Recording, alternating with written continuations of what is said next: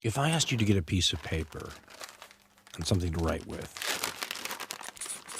and to make a numerical list of all the things that you would be willing to die for,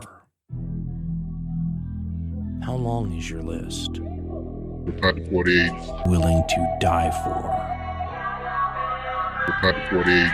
Willing to die for. How long is your list? What is the tribal self? The Panther 48. The tribal self is what goes above the immediate acquaintances of the social. Willing to die for. The family, the people you know, live next door. You would be willing to die for. Tribal self. The Panther 48. I'm talking about those movies, those yes unheard. President Trump just committed the sentence of Larry Hoover. Larry Hoover, if people don't know, to give a quick breakdown, Larry Hoover is the leader and the founder of the GDs, the Gangster Disciple Set, and he's been in prison. But the man had been in prison over 50 years. He got I want to say it was a life sentence for killing another youngster, another teenager, in Chicago, and then he was sent to prison. I want to say probably not a life. Well, it's a life sentence. I want to say it was like 200 years he got. And then he was still running the organization, or at least allegedly he was still running the organization from prison.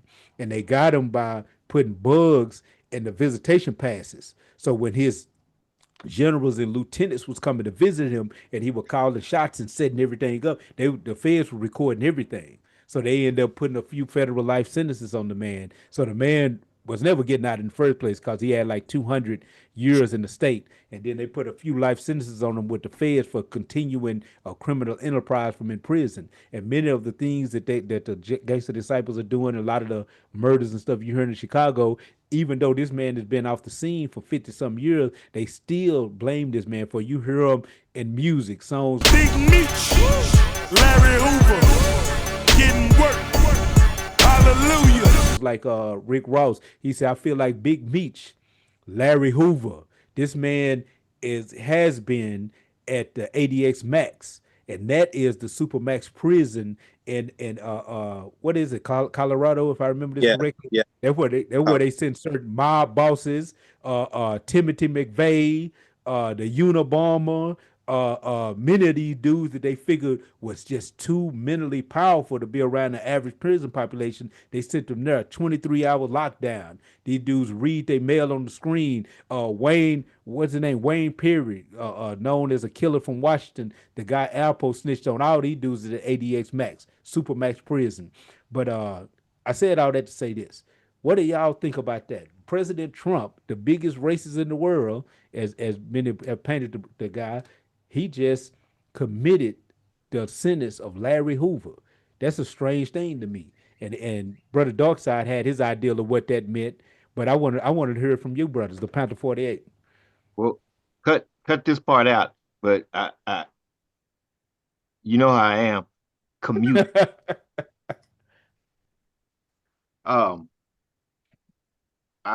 To me, I mean, if you think about it, what does that really accomplish? I mean, what he commuted to do the brother's sentence. For me, it's a distraction. It's just a way to curry favor in certain communities with certain groups and whatnot.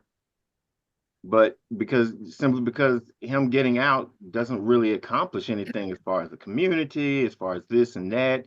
It's not anything, either that or who knows what kind of I don't know, deal or conversation he had with them before they commuted it. You know, I mean, I you know a lot more about the legend, the lore, and all of this than I do. But yeah, I can't really see it being anything substantial. You know, it's not like he commuted Asada. You know, it's not like he let out somebody that's actually revolutionary. I mean, this is okay. He has some influence. He kind of wants to get Curry influence with certain demographic, and you know, maybe going down that path and talking that conversation out is worth having. But I don't really. I mean, for me, it's not at this point that big a deal, other than I guess the symbolism or something. I don't know. Well, go ahead, War. Well, to me, I think supposedly, even though Larry Hoover was saying he's not into the gang mentality no more. I don't know that means he's 100 and did 180-degree shift and going to be promoting against it. I feel like he let him out because he was an icon and is an icon in that world, and that is just going to help supplement gang violence to go off the charts, or give people something to aspire to from the standpoint of gang violence, which makes Chicago even worse, which helps to set up the framework for him to consider gangs to be an internal threat to United States security, and be able to use that to deport more of us, basically as a way to target the United States gangs, or supposedly gang population, and basically use it against the black community in the population. Well, first you had the what gangs was it? The Central American gangs that he all started with. Oh, Okay. I can't 10 Agua, Yeah, but MS-13. basically what I'm getting at is on that same point. So he goes from targeting them and using that whole method to say, this is why we have to get these people out of the country. Same thing he did with the mafia, and the same thing he did with the MS-13 in Mexico. The whole point is he's been targeting to try to make it appear as though gangs are detrimental to the national security of the United States. And then all of a sudden you let Larry Hoover out, who established the internal gang, a big gang threat in the United States.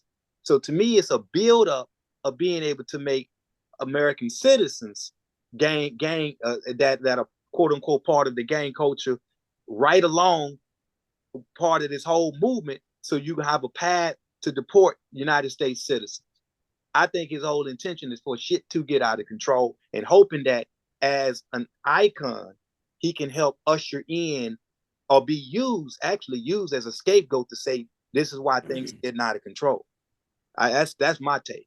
I don't think it's at all a spark of innocence, or a trade-off, or trying to do the damn black community a favor. I think it's because of a gang symbolism, and his goal is to use that to create fear, to create more repressive forces, and allow those things to be able to be implemented.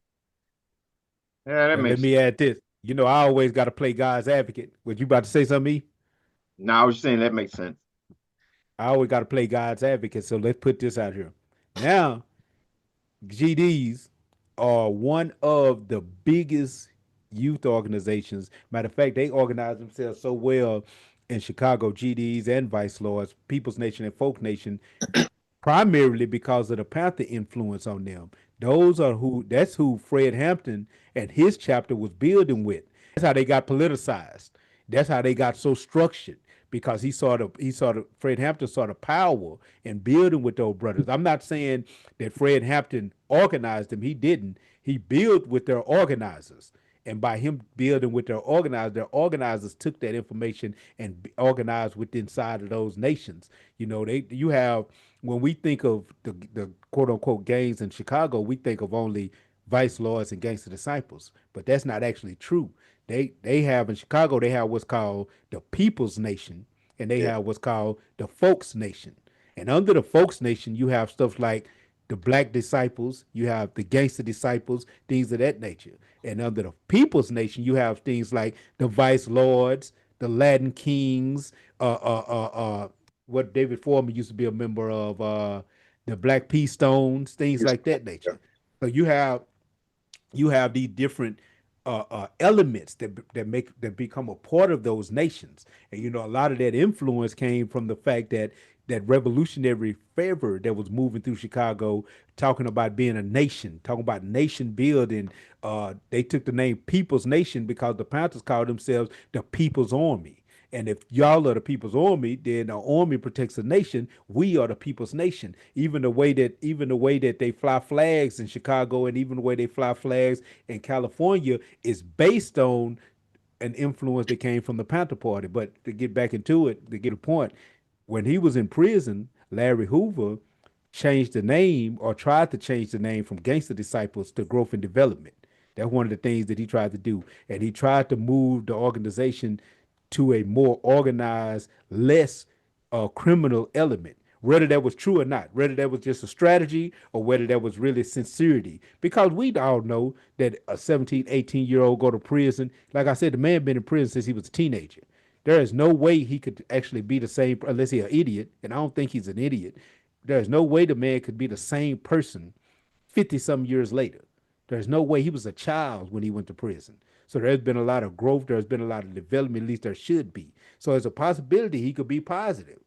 But why would Donald Trump want to commute the sentence of this man if he's positive? It's the same reason why Arnold Schwarzenegger would not let Tookie go. Tookie is considered one of the founders of the Crip organization. Tookie Williams and Raymond Washington are their gods.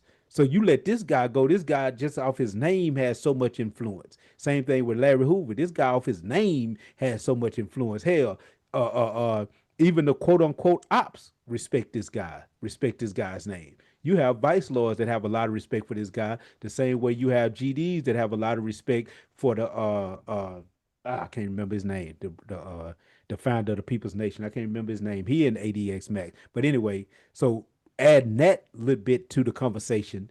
Again, what could be the game? What could be the end game? What could be the strategy that Trump is using by doing this? I'm not seeing it. My brother Darkside got he has an idea, and I'm gonna tell you what he said it was, and it make a little sense. But I'm just, what could be a strategy? A revolutionary should be thinking on that level, like, what is this strategy? Because he made a lot of, like you said, well, he made a lot of black people happy.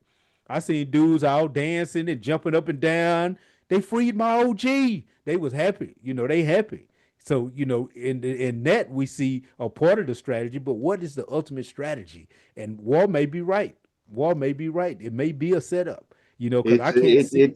Matter of fact, yeah, to put it just real, I don't know, just I guess bluntly, this dude is building a following of a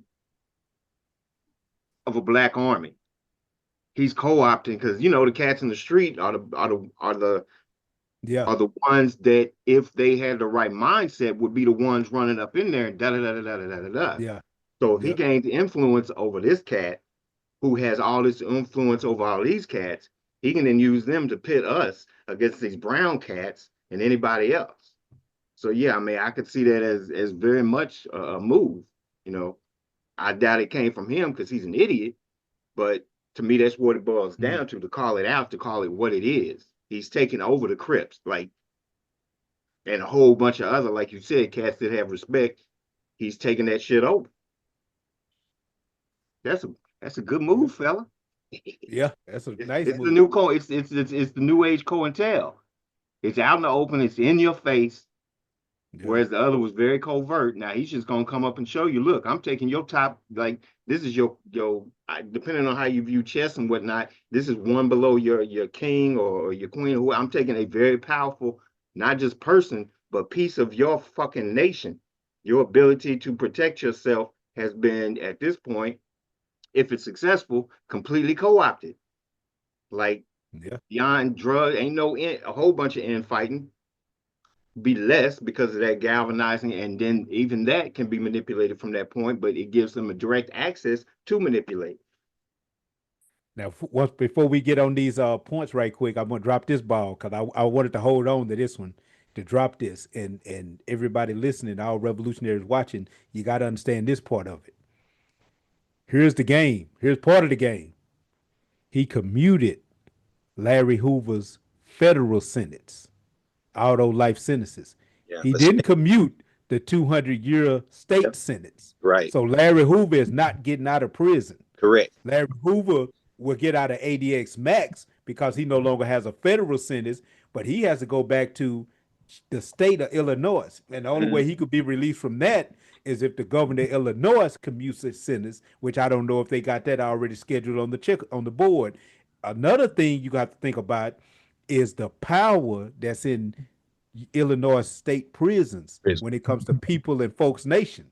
So you got to ask yourself, where would Larry Hoover spend the rest of his time at, this old man who is a center, who is a center figure for the folks nation?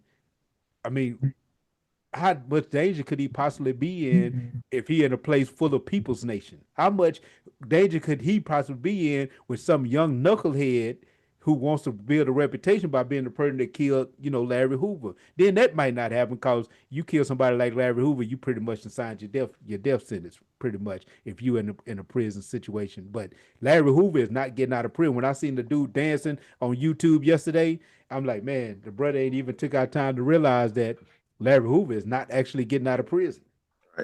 That's that emotion. I mean, and that's what we're gonna try to build off of. But what popped into my mind is what is where he ends up? What is the judge's affiliation? Because one of the big things that's out there right now is this battle between the administration, the Trump administration, and judges blocking his shit, tariffs and all that shit, sanctions, and he can't write it. And that battle between the branches, and how if he ends up in an area where a judge is Trump friendly, that's very different from one that ends up in one that's not Trump friendly. Does he end up in a really, really liberal judge's jurisdiction? What that dynamic is. I don't think don't let him out. I think the thing No, is, I'm not saying let him out. What that battle then ensues, whether he lets him out or whatever. It's the idea of him, all that influence. Is he up under a judge that's going to be siding with Trump, what he tells him to do? Or is it going to be one of those that says, screw Trump, even though he said do whatever, I'm yeah, not going to do it. And, yeah.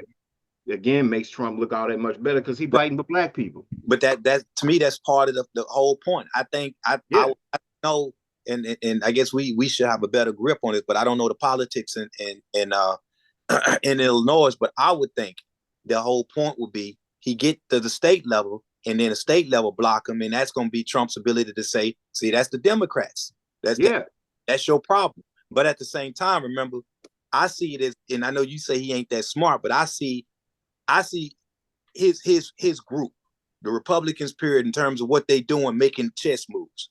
So not only does that make the Democrats potentially look bad, but he's going to get put in a less controlled environment to where he has access to more gang members. And kind of like what Syke is saying, he's going to be released in that population. So I think the deal is at that point, whatever happens in terms of gang violence being expand upon, you got a scapegoat to point to. And that scapegoat to point to is just going to basically give Trump and his folks the power to be able to try to make the United States gangs so violent that we should fear them and we should want to eradicate them out of the country. I think Hoover is just going to be a scapegoat. I look at him as a scapegoat. And I don't think he'll have the voice to be able to counter the fact and be like, none of this really came from me. Because you see how they do that with it anyway. They turn around and took one of the dudes that they deported who wasn't affiliated with gangs, and right there on national TV showing a mocked up picture, something that was known to be Photoshop, that this dude is in a gang. They literally using a Photoshop, putting it in your face and saying he is a gang member. He is a gang member. And just running with that like that's just the truth. And they do the same thing with Hoover. I even see the CIA literally, and this was actually brought up at some point, is that some of these gang shootings, because they happen on the weekend, is probably actually paid people killing some folks in the black community to heighten and make things seem like it's actually more gang related. And I think that's nothing more than a CIA operation. And so for this point, they can use Hoover as this quote unquote scapegoat to just intensify that same level of destruction. And he ain't able to really defend himself and say otherwise. And I would throw in there, and we have to make this correlation, but this is happening, I don't want to say, well, next to, on the global stage, what's going on with Burkina Faso and several of the other nations over there on the continent, and the pushback and the dynamic that's going to create. you know, and I don't know what it is because I'm just now, some of it's clicking, but yeah, I mean, I think that that's a dynamic as well as he is gearing up to battle Traore and all these other cats on the continent, what that looks like up against what's going on with Hoover. Because I mean, the timing is that's dope. It's just some really cool timing. The way it's sliding in there, just as these cats are starting to congeal and come together on the continent, and da da da da da, and you have this dude, this brown skinned, round faced dude, that is kind of a counter to the perception of what your man Hoover is in this country, and how that dynamic is going to be played against each other. I don't know. You have to ask somebody smarter than me. Ask Dr. Umar. Send him an email real quick. It's our new Panther button, by the way. I know the AES. Yep. That's Is good. it Spanish? Dope. No, that's the African. What is it? African. I know okay. Hill States. Yeah, that's the unification they got. And Yeah. then, can't hardly see it on here, but I got Kwame in Nkrumah in the middle, Kwame Ture on the left, and Marcus Garvey on the right. Also. Okay. Yeah. Showing a symbolic connection. Nice.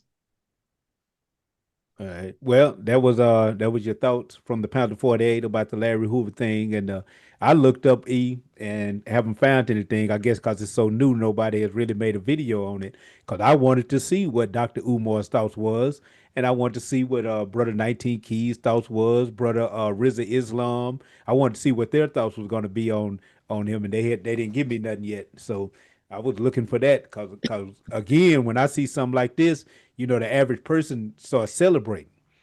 I automatically get suspicious. Like, why? Why make that move? Because that's what you learn when you play chess. If you're a fool, you'll get caught up in the fact that E just moved his knight.